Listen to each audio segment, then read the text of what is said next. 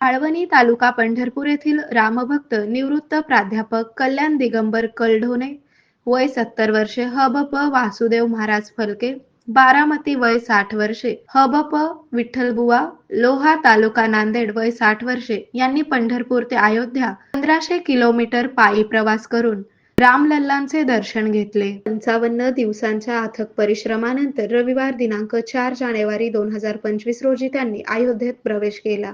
अयोध्या नगरीची प्रदक्षिणा पूर्ण करून महाप्रसादाचे सेवन केल्यानंतर प्रभू श्रीरामांचे दर्शन घेताना त्यांच्या डोळ्यातून येणाऱ्या आनंद अश्रूंना ते थांबवू शकले नाहीत.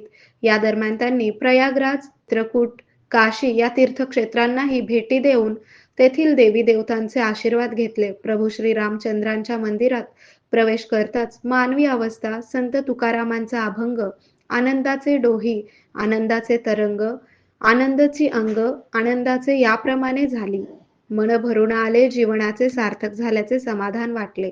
अशा प्रकारच्या भावना कल्याण कलढोणे यांनी व्यक्त केल्या. कल्याण कलढोणे यांनी नर्मदा परिक्रमाही पूर्ण केली आहे.